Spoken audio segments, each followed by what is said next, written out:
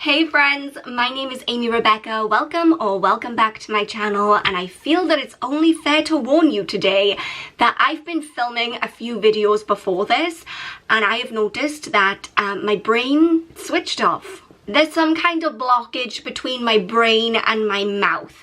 My words are not coming out. They're not coming out. Honestly, I don't know what the issue is. I've had my coffee. I should be ready to go. Who knows? I'm gonna try and pull it together because the message of this video is actually quite serious.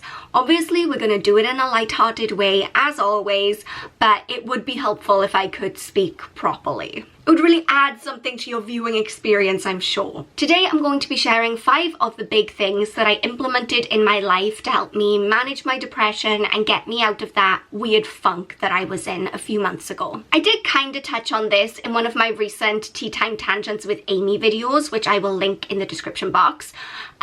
That was more of a heart-to-heart kind of my feelings on the things that I was going through, and I did touch on things that I had found helpful when, you know, dealing with my depression and dealing with being in a not so great mental headspace.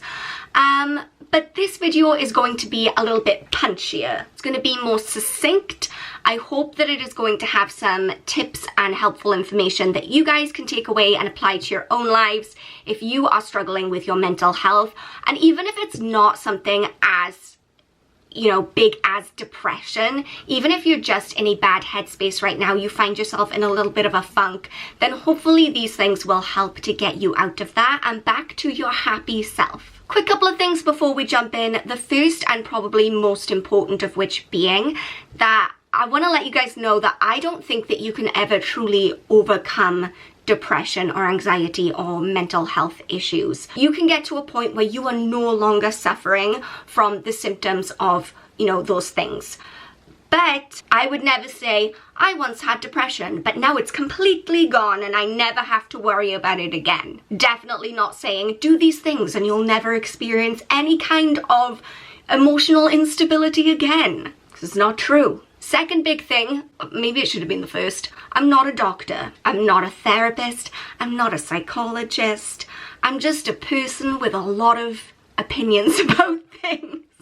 And thirdly, if you are not already subscribed to this channel, then now would be a really good time to go ahead and do that. We talk about all things personal development, financial freedom, dream chasing, and learning to live your best life. So if that sounds like something you would enjoy, then go ahead and join the fam. Oh, also, I guess one more thing before we jump in. All of these things that I'm going to be talking about today, I found extremely helpful in pulling me out of that like dark space I was in and helping me feel stronger and happier. But they're not the only things I did. Like, this was a long process, right? Living your life is 24 hours a day, day in, day out. So even though I found these things extremely helpful, that's why I'm sharing them, they weren't in a vacuum. There were other things I did. I mean, yeah. Okay, let's just talk about it now. Let's talk about it. The first thing I did that massively helped me when I was at my lowest was to go and see a doctor. This isn't going to apply to everyone. If you're just in a little bit of a rut right now and you just feel like you need a bit of a pick-me-up, then you can probably get yourself back on track without any medical intervention. For other people, speaking to a doctor could be a huge game changer. It was for me. Think of it this way. I hurt my ankle at work yesterday, but I didn't immediately rush out to see a doctor because it doesn't hurt that much. And I know that the kind of fall that I had meant that it's probably going to heal itself within the next couple of days. However, if I was in excruciating pain, or if within the next, week, my ankle was not healing, then of course I would go and see a doctor. And mental health is very much like that. We all go through low points. We all have times where we feel down in the dumps, especially at this time of year. It's not necessarily something that you need to seek medical advice about. But if it's particularly bad, if it's affecting your life in a really negative way, or if it's prolonged, then it's definitely worth reaching out to a medical professional. There's no shame in that. This is a shame-free zone. No. Going to see a doctor because you're not well? Oh, scandalous. I don't know why people find it so embarrassing. It's not. Let's be done with that kind of thinking, please.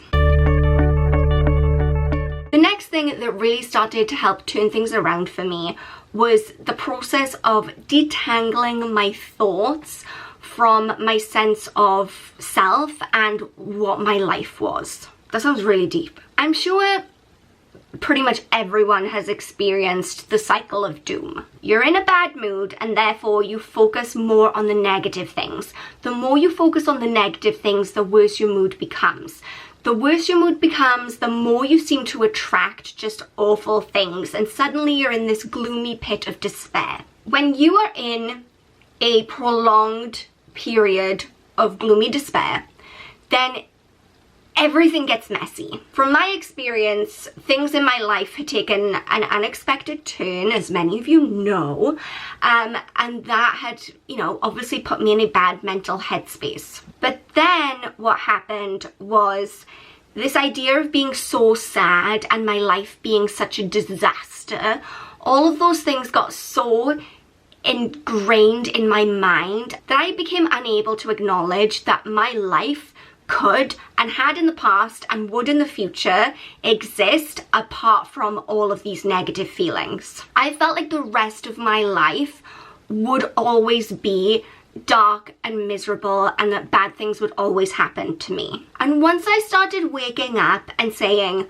okay, I'm having a bad day, maybe my anxiety was flaring up, maybe I was really sad, but I could say to myself, this is a bad day, but it is not indicative of a bad life, then that was a game changer. And instead of allowing those negative emotions to spiral out of control, I did my utmost to kind of like flip my perspective and look at the good things that were happening in my life, even when I wasn't having a particularly good day. Once you kind of get to the realization that you can exist outside of these bad feelings and that positivity and a whole new happy life is on the horizon, then everything changes. It's hard to train your brain to do that. It's hard to look at the positives when you're in a negative space.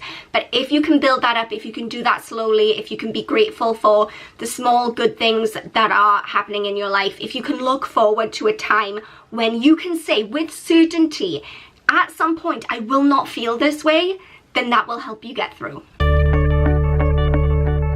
The third thing I did that really helped me was to get out there. I've talked about this before, but when I joined my dance class, that was a huge turning point for me. It pushed me out of my comfort zone. It got me around new people. It got me in a space where I wasn't thinking about negative things, about my breakup, about the loss of my job. I was just focused on dancing and not falling over for an hour once a week. And that gave my brain a chance to breathe and think about new things and, you know, experience being around new people in a new environment. So 100% I would recommend taking up a new hobby outside of your house. Okay, I took up knitting and crocheting originally, which was great and all, but then you just become a hermit with a lot of scarves. Honey, why'd you get a loom? It was a lesson I learned. So try a hobby outside of the house, join a gym, join a book club, go to night school, whatever. Just something you can be passionate about and something that gets you out of your routine and into something new. It's so powerful. The fourth thing I did to help me get out of a negative headspace was to identify the things in my life that were making me unhappy and make an action plan based on that. There are so many things in life that unfortunately we can't control, and that is something that I have learned the hard way over the last year and a half. But there are also lots of things that you can control. If there are many aspects of your life that you are just unhappy with and that's what's getting you down, then this exercise, it's so simple, but it's so powerful. Simply write a list of things that you are unhappy with that are present in your life right now, whether that's like your job or where you live, or like, I want to go out more and I don't have friends with the same interests as me, like whatever. Write those things down and then make an action plan of how you can change those things. Start looking for a new job if you don't like your job. Start looking for a new place to live if you don't like where you live. It sounds so easy, right? It's obvious. When you say it out loud, it's obvious. But how many of us stay stuck in situations that we are not happy in for extended periods of time and we don't actively do anything about it? So I encourage you to make changes that will make you happier. that sense of control within your own life, of feeling like you are taking your power back, it's amazing. And the fifth thing I did that was hugely impactful for me was to find people who inspire me and make me feel good. Oh my gosh, I can make a whole video about releasing toxic people out of your life. I've been in contact with a lot of toxic people over the last few years. Let's not.